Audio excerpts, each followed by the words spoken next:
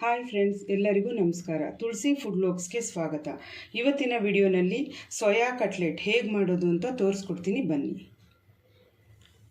Friends, ನೀರು ಬಿಸಿಯಾಗಿದೆ. ಈಗ soya ಚಂಕ್ಸ್ನ ಹಾಕ್ತಾ ಇದ್ದೀನಿ.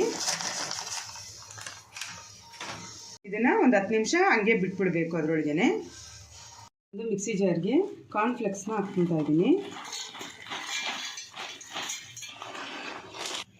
ಇದನ್ನು ತರ್ತರಿಯಾಗಿ ರುಬ್ಕೋಬೇಕು.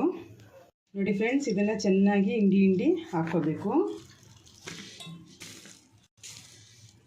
ನೋಡಿ ಫ್ರೆಂಡ್ಸ್, ಇದನ್ನು ಹಿಂಡ್ಕೊಂಡು ತೊಗೊಂಡಿದ್ವಲ್ಲ, ಇದನ್ನು ಹಾಕಿ ಮಿಕ್ಸಿಗೆ ತರ್ತರಿಯಾಗಿ ರುಬ್ಕೋಬೇಕು. ಇದು ರುಬ್ಬಿರೋದನ್ನು ಒಂದು ಬೌಲ್ಗೆ ಹಾಕ್ಕೊತಾ ಇದ್ದೀನಿ. 2 ಆಲೂಗಡ್ಡೆನ ಬೇಯಿಸಿ ಸ್ಮ್ಯಾಶ್ ಮಾಡಿ ಇಟ್ಕೊಂಡಿದ್ದೆ, ಅದನ್ನು ಹಾಕ್ತಾಯಿದ್ದೀನಿ. ಈರುಳ್ಳಿ ಒಂದು ಸಣ್ಣಕ್ಕೆ ಹೆಚ್ಚಿ ಹಾಕ್ತಾಯಿದ್ದೀನಿ. ಕೊತ್ತಂಬರಿ ಸೊಪ್ಪು ಸ್ವಲ್ಪ, 1 ಸ್ಪೂನಷ್ಟು ಶುಂಠಿ ಬೆಳ್ಳುಳ್ಳಿ ಪೇಸ್ಟ್ ಹಾಕ್ತಾಯಿದ್ದೀನಿ. ಚಿಲ್ಲಿ ಪೌಡ್ರು ಒಂದು ಅರ್ಧ ಸ್ಪೂನ್ ಹಾಕ್ತಾಯಿದ್ದೀನಿ.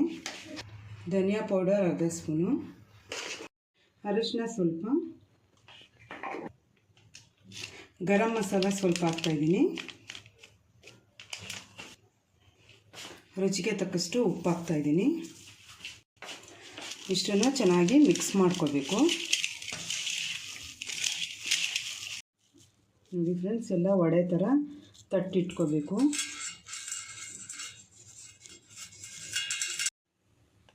ಇಲ್ಲಿ 2 ಸ್ಪೂನು ಕಾರ್ನ್ಫ್ಲೋರ್ ಹಾಕ್ತಾಯಿದ್ದೀನಿ.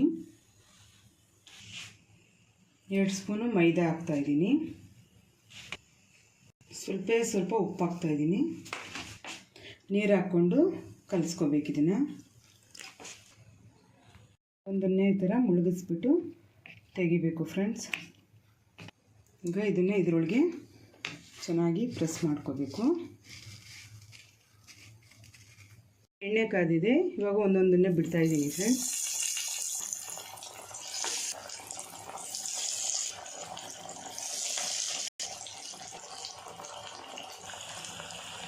ಎರಡೂ ಕಡೆನೂ ಚೆನ್ನಾಗಿ ರೋಸ್ಟ್ ಮಾಡ್ಕೋಬೇಕು. ನೋಡಿ ಫ್ರೆಂಡ್ಸ್, ಎರಡೂ ಕಡೆನೂ ಚೆನ್ನಾಗಿ ರೋಸ್ಟ್ ಆಗಿದೆ. ಈಗ ಇದನ್ನೆಲ್ಲ ತೆಗಿತಾ ಇದ್ದೀನಿ.